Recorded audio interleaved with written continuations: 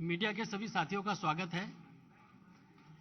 आज हमारे लिए अपार प्रसन्नता का दिन है कि विश्व के सर्वाधिक लोकप्रिय नेता और देश के यशस्वी प्रधानमंत्री आदरणीय नरेंद्र मोदी जी के नेतृत्व में हमारी सरकार के 8 वर्ष पूर्ण हो रहे हैं। इस अवसर पर भारतीय जनता पार्टी के राष्ट्रीय अध्यक्ष आदरणीय जगत प्रकाश नड्डा जी आप लोगों को संबोधित करेंगे। मंच पर भारतीय जनता पार्टी के वरिष्ठ नेता, देश के शिक्षा मंत्री आदरणीय धर्मेंद्र प्रधान जी विराजमान हैं। भारतीय जनता पार्टी के वरिष्ठ नेता, भारत सरकार में महिला एवं बाल विकास मंत्री आदरणीय स्मृति जी मंच पर हैं। भारत सरकार में सूचना एवं प्रसारण मंत्री आदरणीय अनुराग ठाकुर जी हम लोगों के मध्य हैं। भारतीय जनता पार्टी के राष्ट्रीय महासचिव आदरणीय अरुण सिंह जी हम लोगों के मध्य हैं। भारतीय जनता पार्टी के राष्ट्रीय महासचिव सीटी रवि जी हम लोगों के साथ हैं। भारतीय जनता पार्टी के मीडिया विभाग के सह संयोजक संजय मयूख जी हम लोगों के मध्य हैं।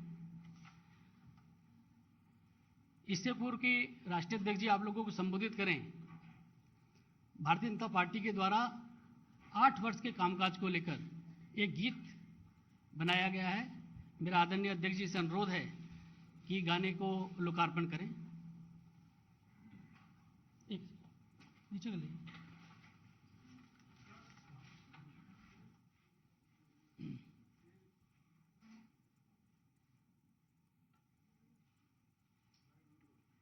लाइट थोड़ा डिम कर दीजिए।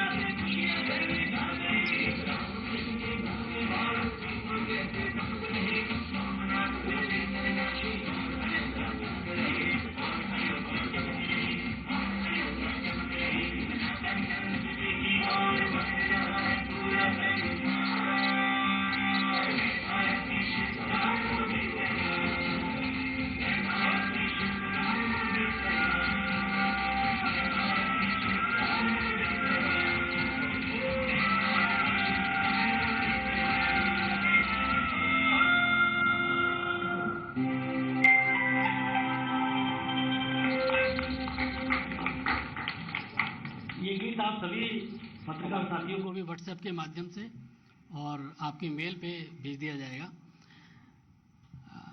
साथियों, हमारी सरकार के 8 वर्ष पूरे होने पर नमो ऐप पर एक नया मॉड्यूल शुरू किया है और मेरा राष्ट्रीय अध्यक्ष जी से पुनः आग्रह है कि उस मॉड्यूल को क्लिक करके शुरू करें।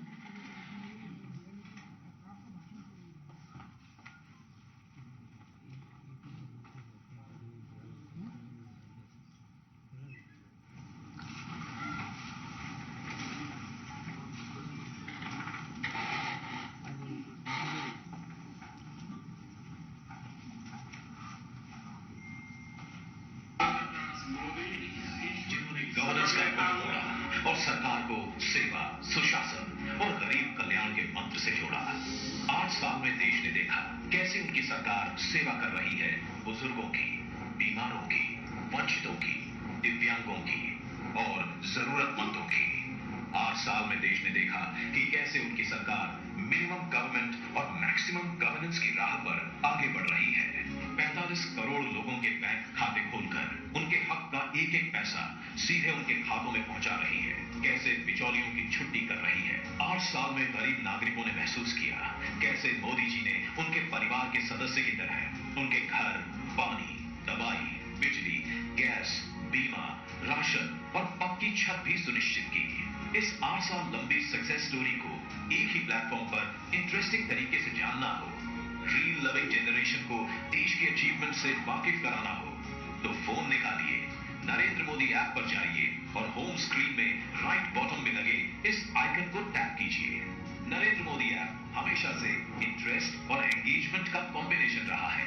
देखिए, सबसे पहले विकास यात्रा सेक्शन, इंफोग्राफिक्स है, वीडियोस है, आर्टिकल्स और रिपोर्ट्स हैं जो मोदी सरकार की इंपॉर्टेंट हाइलाइट्स दिखाएंगे। न्यू इंडिया के यंग माइंड्स के लिए यहाँ है प्ले एंड लर्न सेक्शन। यहाँ आकर मोदी गवर्नमेंट की जन सेवा पर आधारित क्विज के जवाब दीजिए। सही वर्ड सर्च करिए, जंबल वर्ड को सुलझाइए, व्हील ऑफ प्रोग्रेस घुमाइए, सही इमेज को गेस करिए या कार्ड को स्क्रैच करिए। प्ले एंड लर्न के साथ आप सेवा स्कोर भी अर्न कर सकते हैं, अट्रैक्टिव प्राइजेस जीत सकते हैं और सबसे बड़ी बात, पीएम मोदी से इंटरैक्शन का मौका भी प्राप्त कर सकते हैं। क्रिएट एंड शेयर सेक्शन में आप पीएम मोदी का कोड सिलेक्ट कर कार्ड भी पा सकते हैं और उसे शेयर भी कर सकते हैं। संपर्क से समर्थन में आप योजनाओं के लाभार्थियों की रील्स देख सकते हैं या आप खुद ऐसे लाभार्थियों से मिलकर उनसे बातचीत का वीडियो बनाकर अपलोड कर सकते हैं। इंस्पायर्ड सिटीजंस मोदी जी की टीम बनकर यहां देश के लिए प्लेज भी ले सकते हैं। देश के लिए मोदी जी जरूरी है और जरूरी है हम सबका उनके साथ होना। नरेंद्र मोदी ऐप डाउनलोड करें, दोस्तों को भी प्रेरित करें और हिस्सा बने 8 साल की सेवा, सुशासन और गरीब कल्याण यात्रा का। जय हिंद।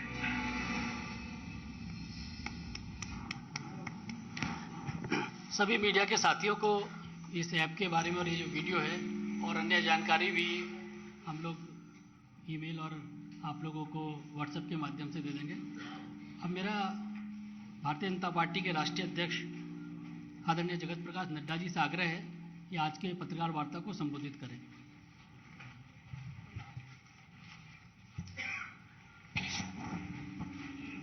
आज के इस पत्रकार वार्ता में मेरे साथ उपस्थित भारत सरकार में मंत्री धर्मेंद्र प्रधान जी, भारत सरकार में मंत्री बहन स्मृति ईरानी जी, हमारे छोटे भाई और सरकार में मंत्री श्री अनुराग ठाकुर जी, हमारे महामंत्री अरुण सिंह जी, सीटी रवि जी, हमारे तरुण चुग जी महामंत्री और हमारे अनिल बलूनी जी, संजय मयूख जी और यहाँ उपस्थित सभी पत्रकार बंधु, सबसे पहले तो आप सबका स्वागत है इस प्रेस कॉन्फ्रेंस में।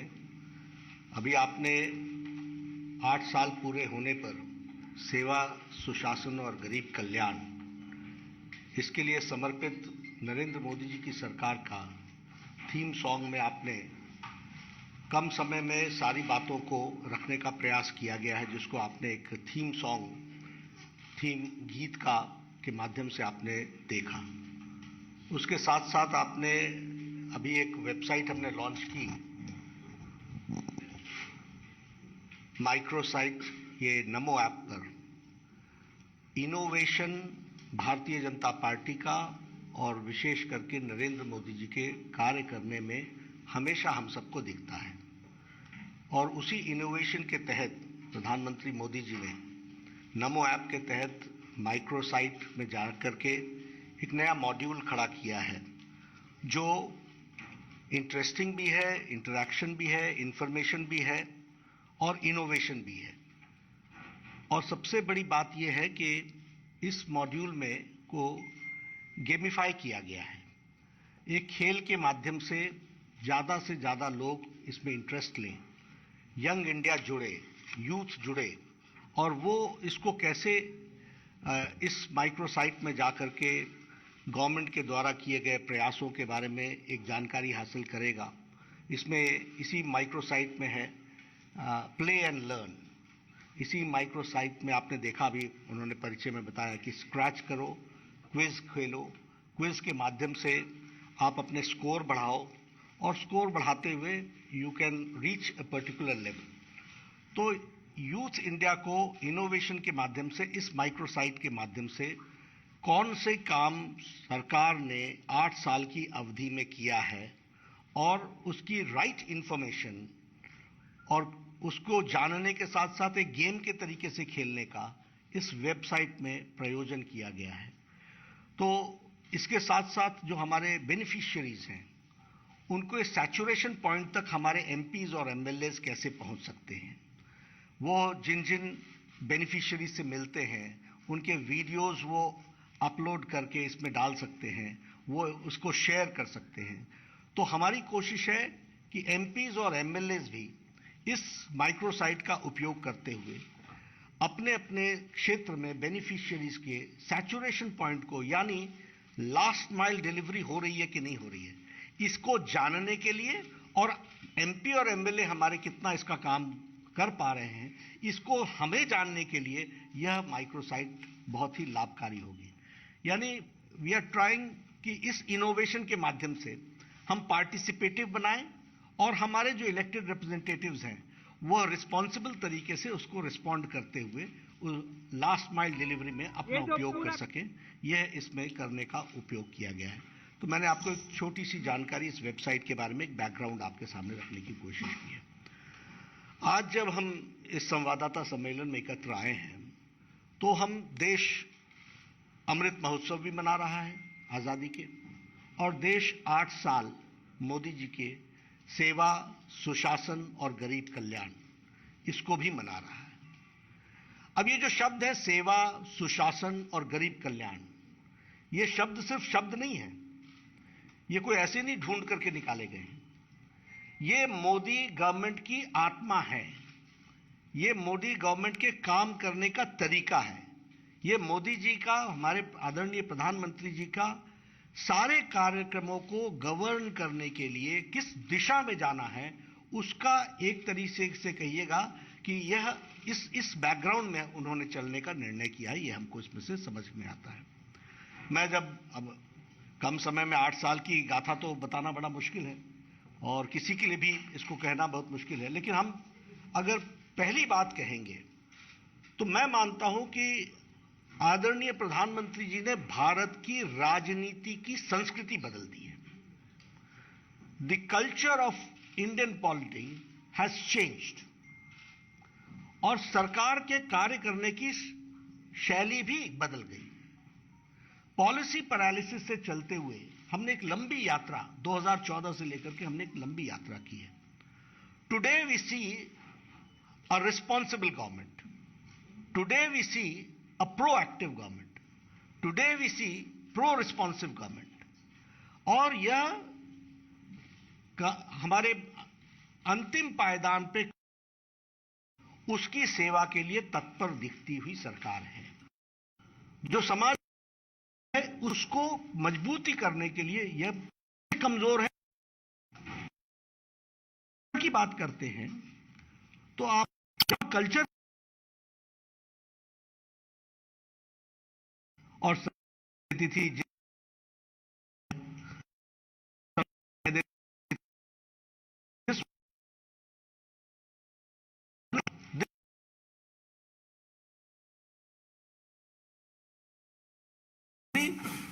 जनरल सेइंग, वाक्यों में इसी तरीके से राजनीति को ट्रांसलेट किया जाता था, आप लोगों की भाषा में उसको डिकोड किया जाता था। आज स्पष्ट है, मोदी है तो मुमकिन है, और ये आम व्यक्ति की आवाज है। ये कोई भारतीय जनता पार्टी की आवाज नहीं है, ये आम व्यक्ति की आवाज है कि yes, if prime minister Modi is there, this is possible. Modi है तो मुमकिन है, यह परिवर्तन हमको देखने को मिलता है। अगर हम संस्कृति की बात करें तो जातिवाद, वंशवाद, परिवारवाद, तुष्टीकरण की राजनीति, ये सब चीजें, भ्रष्टाचार, अनाचार, इन सब को चैलेंज करते हुए और जिसको हम कहते हैं धत्ता दिखाते हुए, इसको कन्फ्रंटिंग फ्रॉम द फ्रंट, आगे से लड़ाई लड़ने की मानसिकता के साथ प्रधानमंत्री मोदी जी ने 8 साल में काम किया है। और क्या किया है? सर्वस्पर्शी, सर्वसमावेशी विकासवाद की एक अविरल यात्रा, न रुकने वाली यात्रा, इसका प्रारंभ किया है।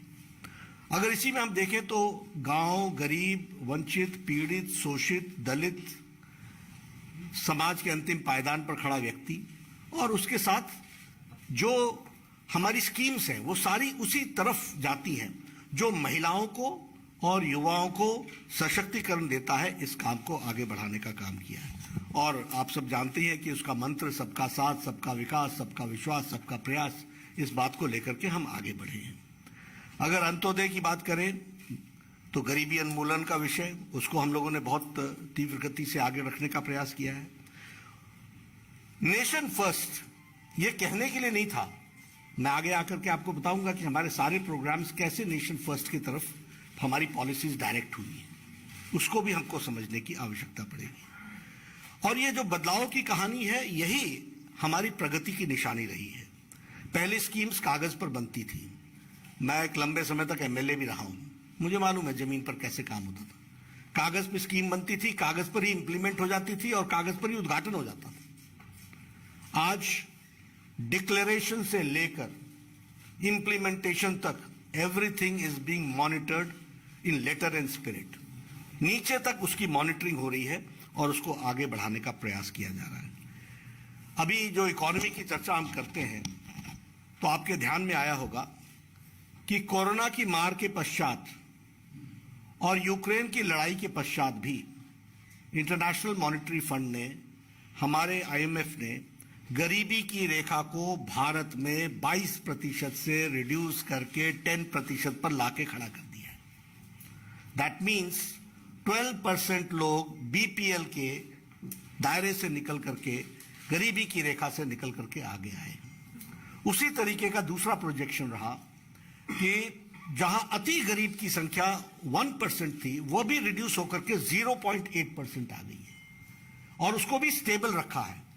ये सारी कोरोना की लड़ाई में, कोरोना के आपदा में और इसके साथ साथ बाकी सारी चीजों में।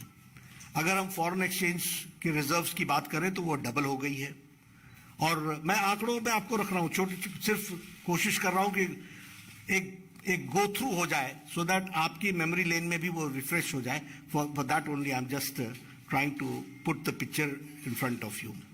$300 बिलियन US डॉलर्स से बढ़कर के $600 बिलियन हमारा फॉरेन एक्सचेंज रिजर्व हो गया है, जस्ट डबल्ड। उसी तरीके से आप देखिए प्राइमरी स्कूल्स, हमारे शिक्षा मंत्री जी बैठे हैं, 70 सालों में शिक्षा विभाग ने 6,37,000 स्कूल्स बनाए थे और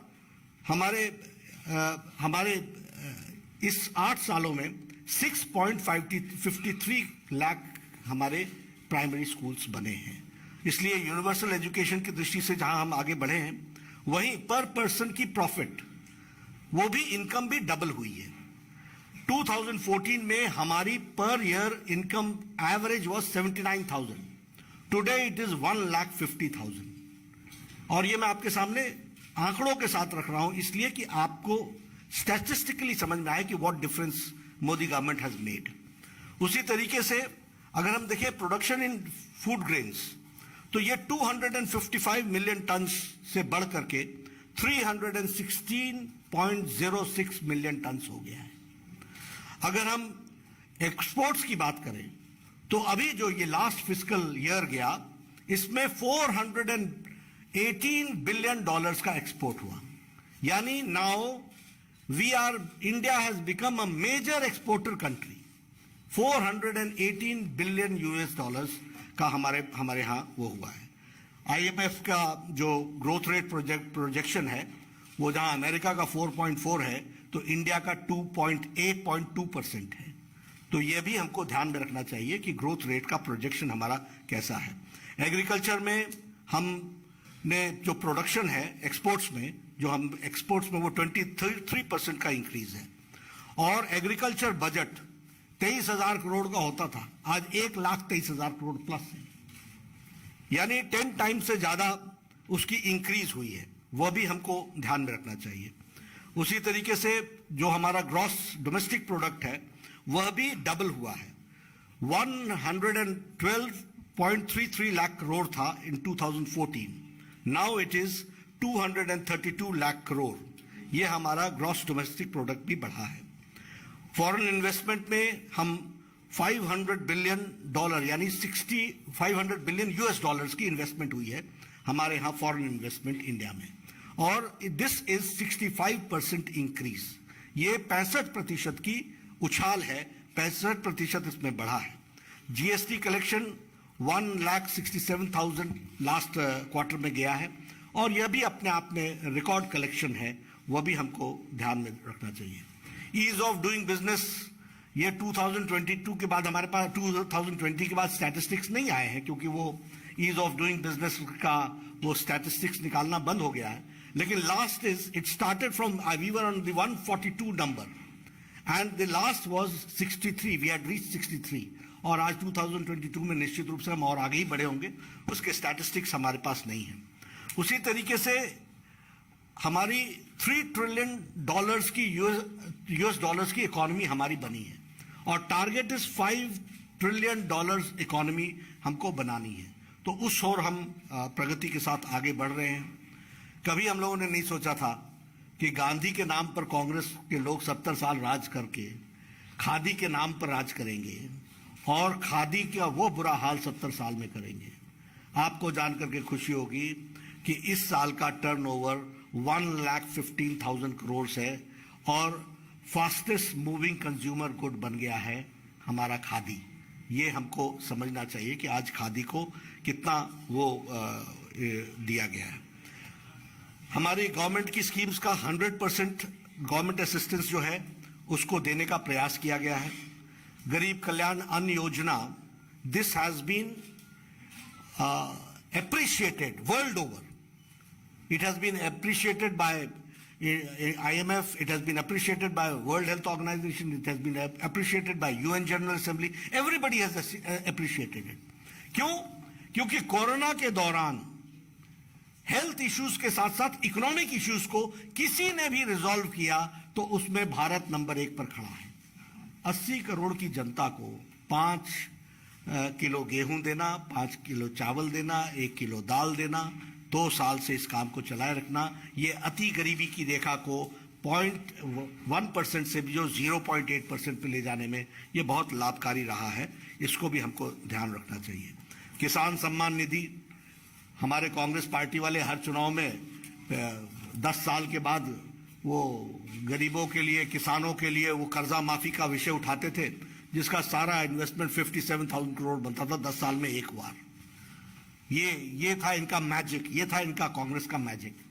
और प्रधानमंत्री जी ने 10 किश्तें 6,000 रुपए, 2,000 रुपए हर क्वार्टर पर अपने 10 किश्तें दी हैं और 1,65,000 crore have been spent till date.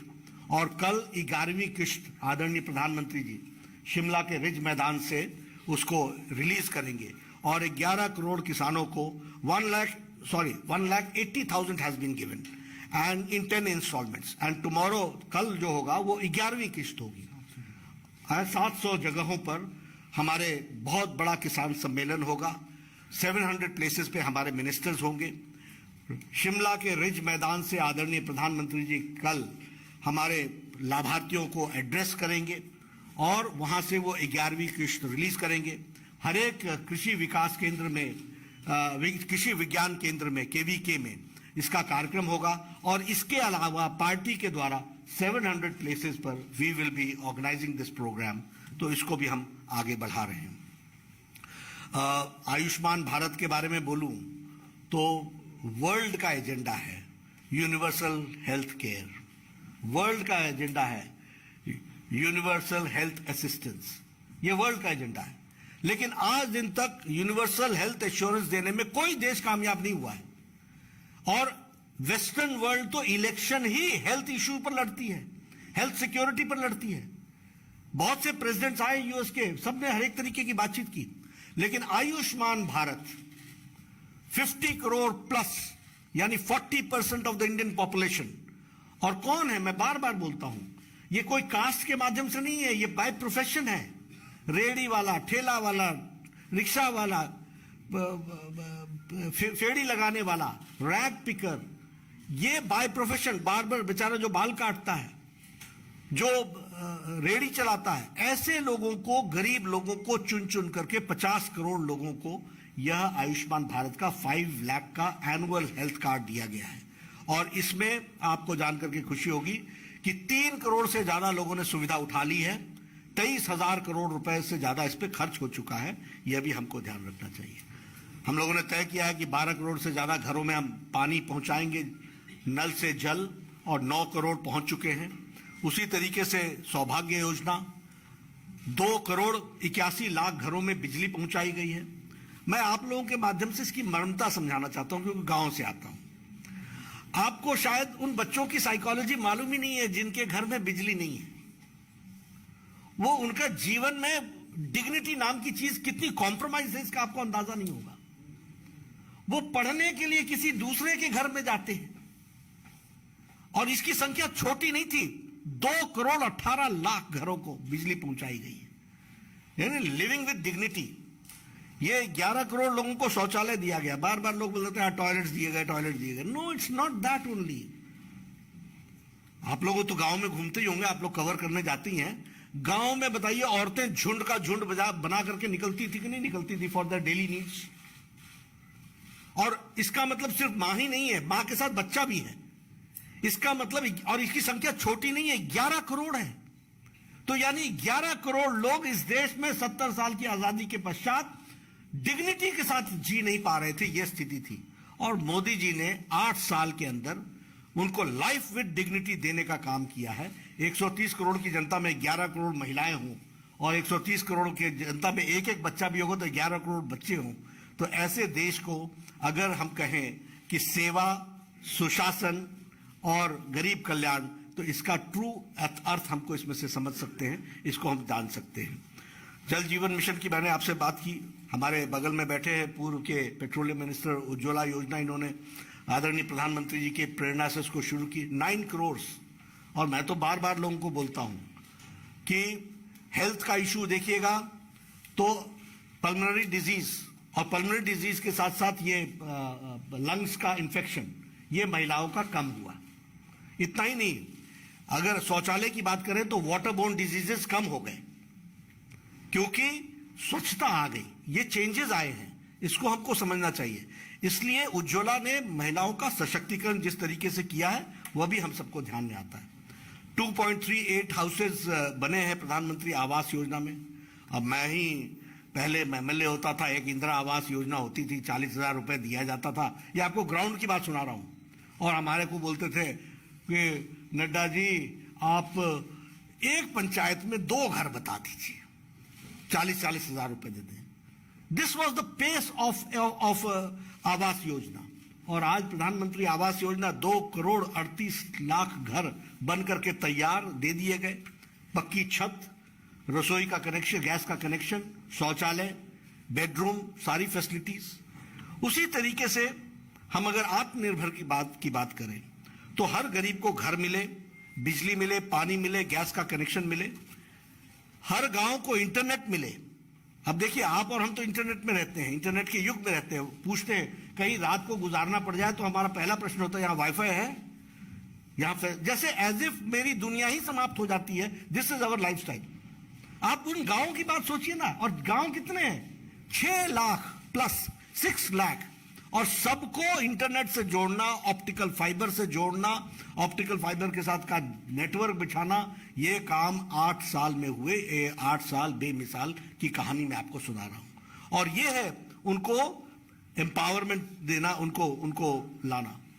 मैं बार बार एमएलए का जिक्र करूंगा, लेकिन हमारा एक्सीएन हमको बोलता था कि आपके बजट में 40 लाख हैं, आपके 40 सड़कें हैं, आप बताइए 1-1 लाख सब में डाल दूं, या आप कोई 2 सड़क बताएंगे तो मैं 20-20 लाख देकर के 2-2 किलोमीटर 3-3 किलोमीटर उसको बना दूंगा।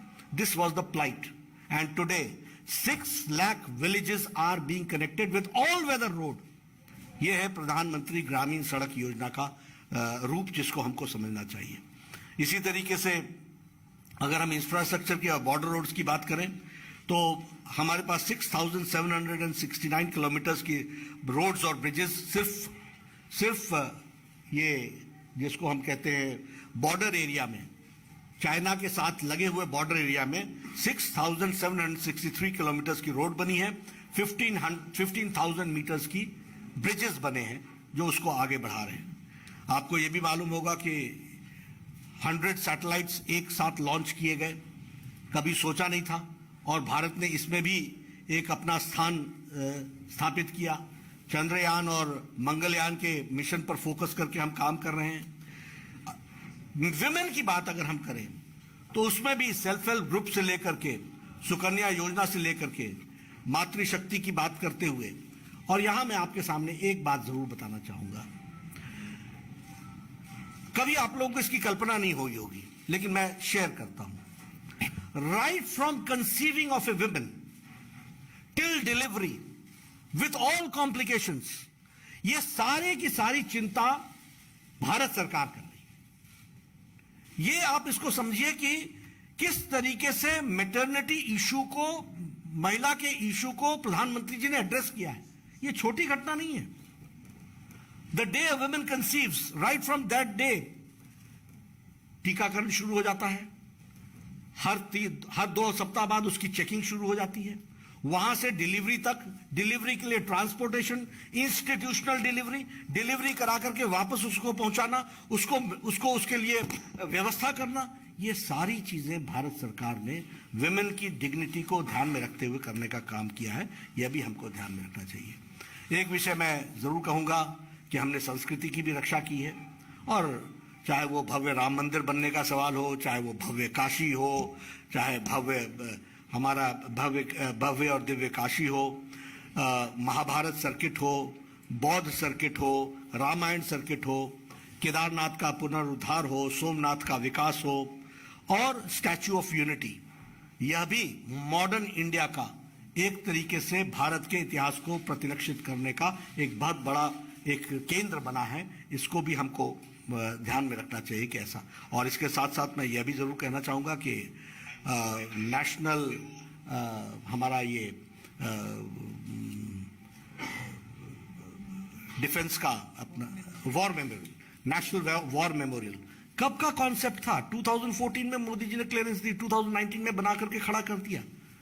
ये सारी चीजों के प्रति जो काम हुआ है, पंचतीर्थ की बात हम करते हैं, मऊ से लेकर के लंदन में जहां डॉक्टर अंबेडकर पढ़े, वहां से लेकर के कहाँ उन्होंने अपना ये महापरिनिर्वाण हुआ उनका, कहाँ उन्होंने दीक्षा ली, ये सारी जगहों को पंचतीर्थ के रूप में विकसित करने का काम यह भी भारत सरकार ने आदरणीय मोदी जी के नेतृत्व में किया है। यह हम सब लोग जानते हैं।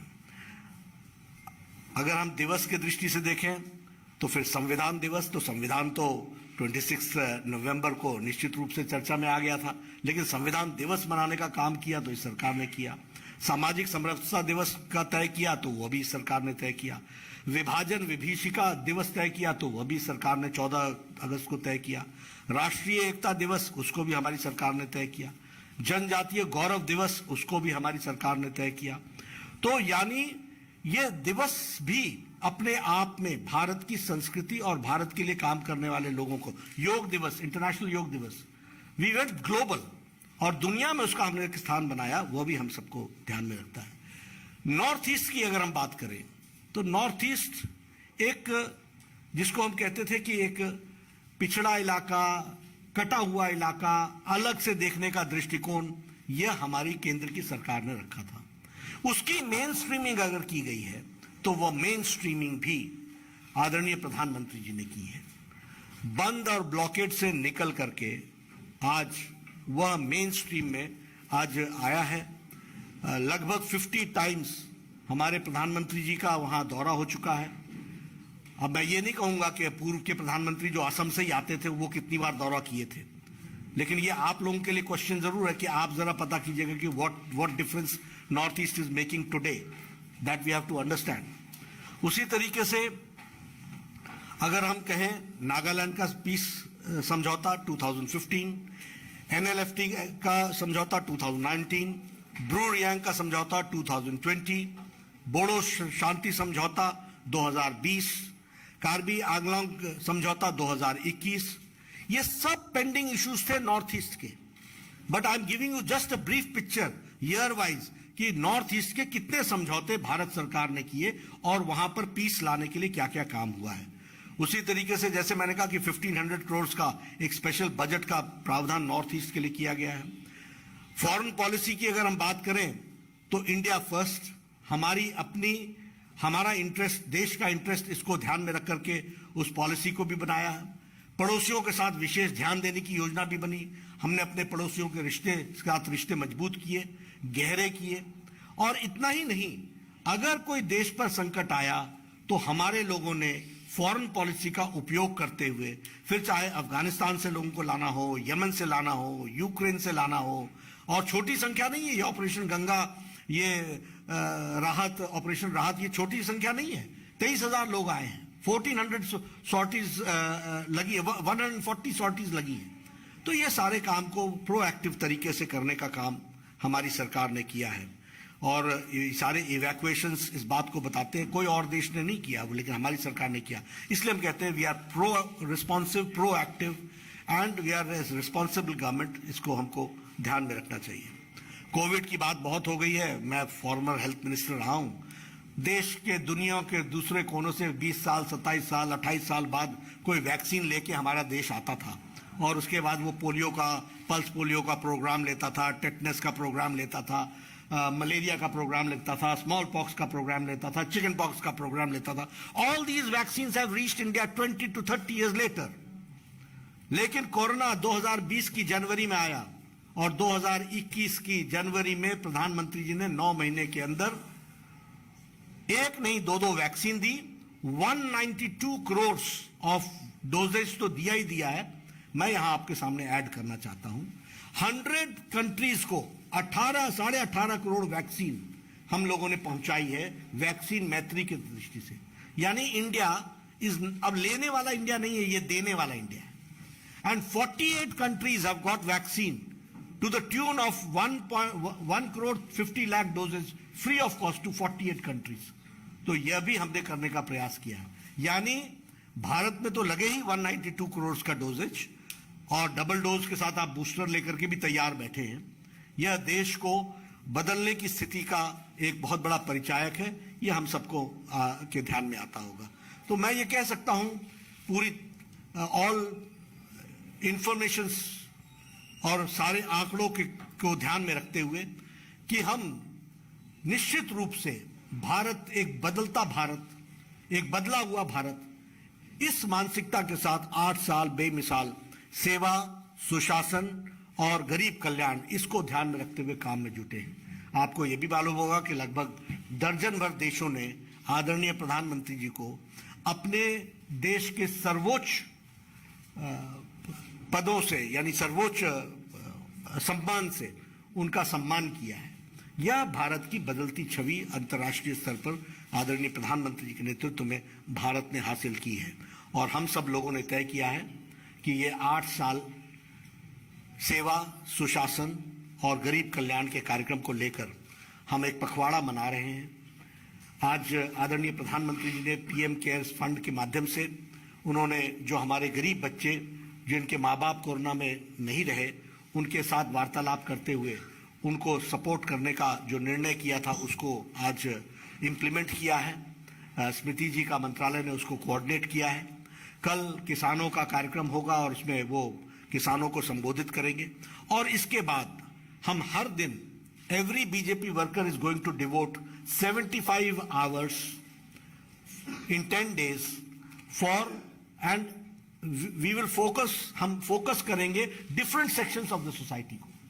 एक दिन महिला के लिए करेंगे, एक दिन एससी के लिए करेंगे, एक दिन एसटी के लिए करेंगे, ट्राइबल्स के लिए करेंगे, एक दिन ओबीसी के लिए करेंगे, एक दिन युवाओं के लिए करेंगे। इस तरीके से हम 10 दिनों में 75 वैसे 15 डेज लेकिन 10 डेज को हम फोकस तरीके से इस तरीके से करेंगे। तो ये हमारा 8 साल मोदी सरकार के विषय को पहुंचाने का है। हमारे भारत सरकार के मंत्री विभिन्न स्थानों पर जाकर इसमें पार्टिसिपेट करेंगे और जो राष्ट्रीय स्तर की बड़ी बड़े प्रोजेक्ट्स काम में चल रहे हैं उनका इंस्पेक्शन भी करेंगे, उनको देखेंगे भी, उसकी प्रगति भी नोट करेंगे और उसके साथ साथ समाज को उस विकास की कड़ी से जोड़ने का काम हमारे मंत्री करेंगे। तो इस तरीके से हम लोगों ने जो 8 साल में काम किया, मैंने कोशिश की कि कम शब्दों में रखूं, आपके लिए ज़्यादा शब्द हो गए होंगे, लेकिन काम की श्रृंखला इतनी बड़ी है कि सिलेक्ट करते करते भी मन में हमेशा आता है कि यह पहलू छूट गया। इसलिए मैंने कोशिश की कि मैं आपको एग्जॉस्टिव तरीके से एक तस्वीर खींचने का प्रयास करूं। आप सब लोग ने सुना, आपके माध्यम से भारत की जनता तक पहुंचे और हम उसमें सफल हों। इन्हीं शब्दों के साथ मैं अपनी बात समाप्त करता हूं, आपके प्रश्न लेता हूं। बहुत बहुत धन्यवाद आदरणीय अध्यक्ष जी। आप बहुत सारे लोग सवाल पूछना चाहते हैं लेकिन समय की मर्यादा के कारण कुछ लोगों से सवाल लेंगे। लीज मैथी।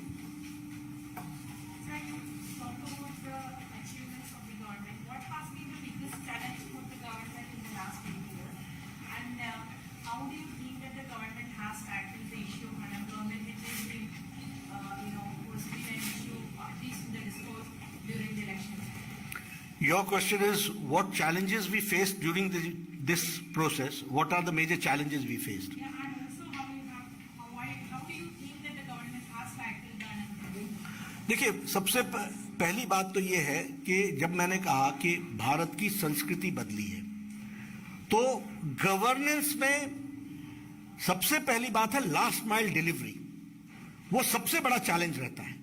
पॉलिसी एंड इंप्लीमेंटेशन, और पॉलिसी और इंप्लीमेंटेशन के बीच में जो पॉलिसी बनी थी वो लेटर और स्पिरिट में इंप्लीमेंट हुई है कि नहीं हुई है, ये सबसे बड़ा चैलेंज रहता है। Prime minister Modi has himself taken care of monitoring the last mile delivery and that is why the statistics show the changes which has come forward. तो और मैं ये मानता हूं कि जब आप, जैसे मैंने कहा, कुछ नहीं होता है और अब आप कहते हो मोदी है तो मुमकिन है, तो बहुत बड़ा हिलाने का काम तो किया ही होगा ना। तो वो हिलना जो होता है उसमें तो सब लोगों का, तो that was the greatest challenge which he has surpassed. Ramnarayan Shrivastava ji. Ramnarayan Shrivastava ji. देखिए, आपके सामने मैंने आंकड़े रखे हैं। सबसे पहली बात तो आपके ध्यान में आएगा कि इन्फ्लेशन रेट हमेशा नीचे रहा और ग्रोथ रेट हमेशा ऊपर रहा है। दूसरी बात कि जब इकोनॉमी सफर्ड, पेंडेमिक भी देखा, पेंडेमिक के साथ साथ हमने यूक्रेन वॉर भी देखा, लेकिन इन सब चीजों में इकोनॉमी की ग्रोथ को बनाए रखना और 8.7% ग्रोथ रेट पर ले जाना, यह अपने आप में एम्प्लॉयमेंट को आंसर देता है। और वैसे अगर मैं कहूं तो आपके पास वो ईपीएफ के आंकड़े हैं, वो 1 करोड़ समथिंग को नौकरी दी है और फिर 20 करोड़ 34 करोड़ को अवसर दिया है। ये सब चीजें तो है ही हैं, तो इसको आप सब लोग ध्यान में रखते ही हैं। आमोद राय जी। योजनाओं के बारे में बताया, बहुत सारी योजनाओं के बारे में बताया, कौन सी ऐसी योजनाएं और बाकी ये जो आपको लगता है कि ठीक है, जिसको होना आवश्यक है, आपने जितने योजनाओं का नाम लिया, इसके अलावा कोई और योजना जो? देखिए, ये कंटिन्यूअस प्रोसेस है। कंटिन्यूअस प्रोसेस में फीडबैक से आता है। मैं एकदम कोई इस तरीके से नहीं कह सकता हूं। और महिलाओं की 50 योजनाएं चल रही हैं, कोई एक एंगल और आ सकता है जहां हमको कोई पॉलिसी लानी पड़ सके।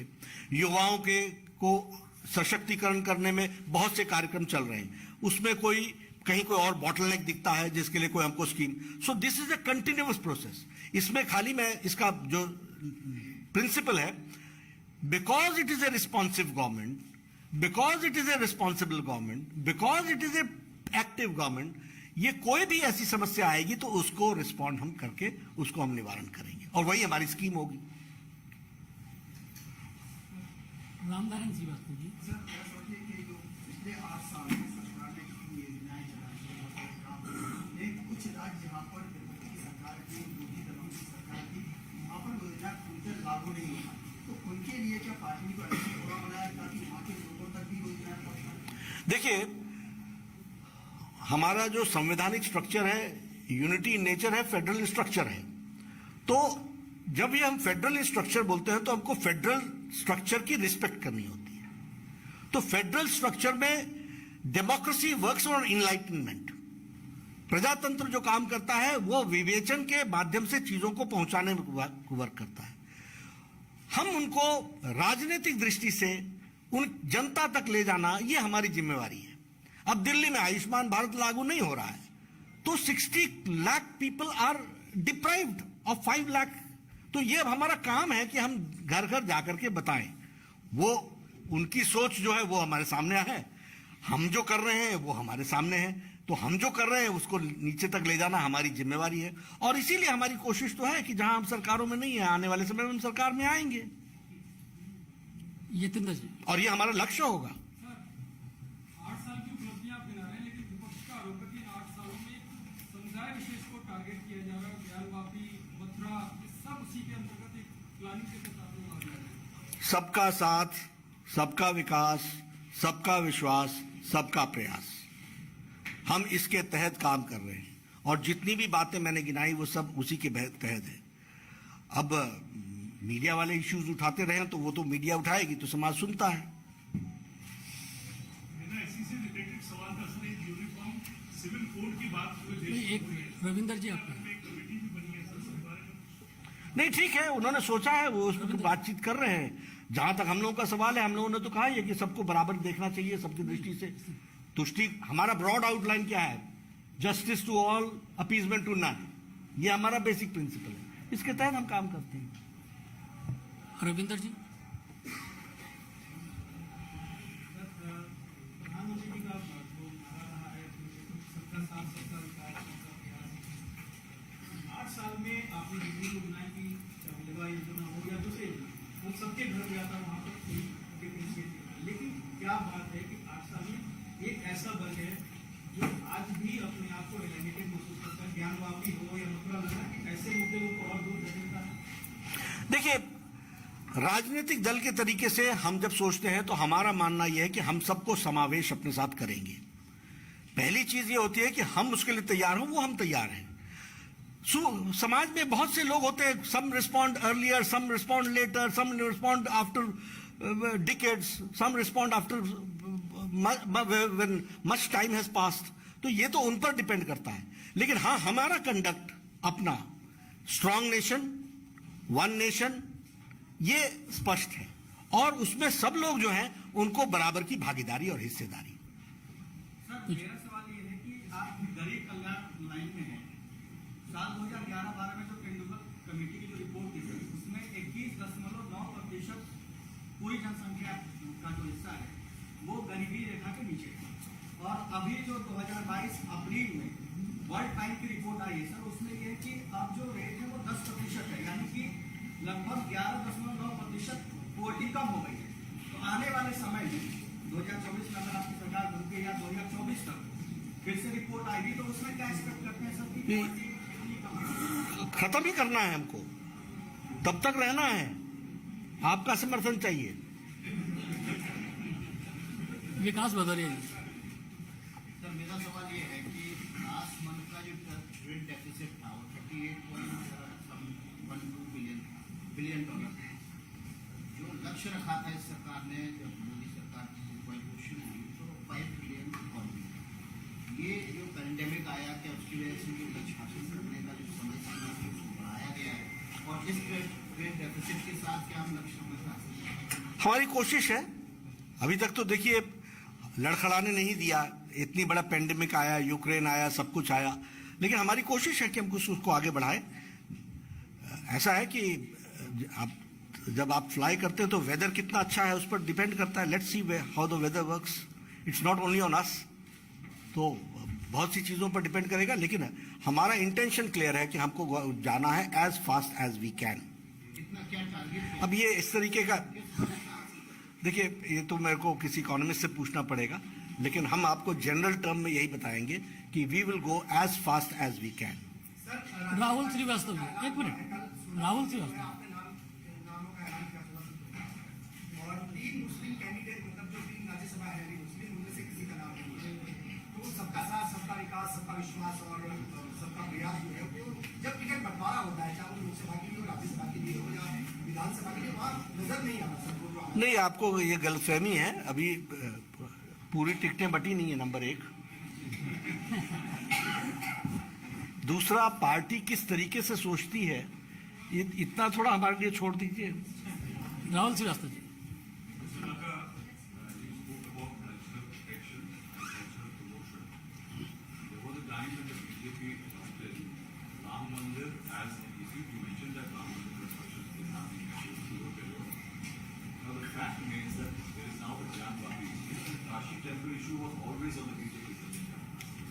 Say that the temple in Varanasi and Mathura are still part of the BJP's agenda. There should be a public. देखिए, सांस्कृतिक विकास की बात हमने की, वो हम हमेशा करते रहे हैं, लेकिन ये इश्यूज जो है, ये इश्यूज भारत के संविधान और कोर्ट के तहत होते हैं, तो ये कोर्ट और संविधान तय करेगा। भारतीय जनता पार्टी उसको लेटर स्पिरिट में इंप्लीमेंट करती है। नो एजेंडा कैसे, देखिए, that we had gone for a resolution on Ram Janmabhoomi in Palampur resolution. After that there has been no resolution. Sukesh Ranjan जी, सुकेश वेंकट जी आपका भी एक मिनट, सुकेश जी फिर उसका वेंकट जी। 8 साल जो सरकार में रहे हैं, पॉलिटिकली बहुत सक्सेसफुल रहे, लेकिन हम लोगों ने देखा जब आप विपक्ष में थे तो ये जितने चेहरे बैठे हैं तो उनका महंगाई की सरकार को, यूपीए सरकार को वो बहुत खेलते थे। आपको क्या लगता है जब आप 8 साल की उपलब्धियों की बात कर रहे हैं, वो ऐसे समय में कर रहे हैं जब महंगाई एक बहुत बड़ा इशू है और वो सरकार को चिंतित कर सकता है या चिंता में डाल रहा है, आपको ऐसा लगता है? देखिए, हम सभी इश्यूज के बारे में चिंतित रहते हैं और सभी इश्यूज के बारे में हम चर्चा करते हैं, लेकिन थोड़ी पब्लिक मेमोरी ध्यान में नहीं आती है। कब लोगों ने टैक्स के लिए पेट्रोल के और डीजल में कटौती की? कब उन्होंने 3% से नीचे इन्फ्लेशन रेट को रखा? तो हम यही कह रहे हैं, we are doing as much as we can do, we are responsive, we are responsible, we are proactive. Venkat ji पूछिए। ठीक है ना? How do you see the last 8 years, the growth of BJP in Tamil Nadu? Number two, एक वेंकट जी एक सवाल है। the artist is going to be in which language? Whether the Tamil MLAs can take part in the Marathi or not. Finally, we will get an opportunity to interact with the beloved Prime Minister, Mr. Narendra Modi. First suggestion is well taken. That app part. You have asked about growth of Tamil Nadu. Till now it is organic growth. We are trying to see to it that how we can go as what best we can do. और इसमें आपने जो ये app बताया, this will be very helpful to us. तीसरी बात आपने कही है, your request will be put forth. मित्रों, मैं क्षमा चाहता हूं कि क्योंकि बहुत लोग सवाल पूछना चाहते हैं। अभी आपको इस प्रेस कॉन्फ्रेंस के बाद भी सवाल और बातचीत करने का मौका मिलेगा हम लोगों के बीच। आदरणीय रक्षा मंत्री वो ऑफ द रिकॉर्ड होगा। राजनाथ जी भी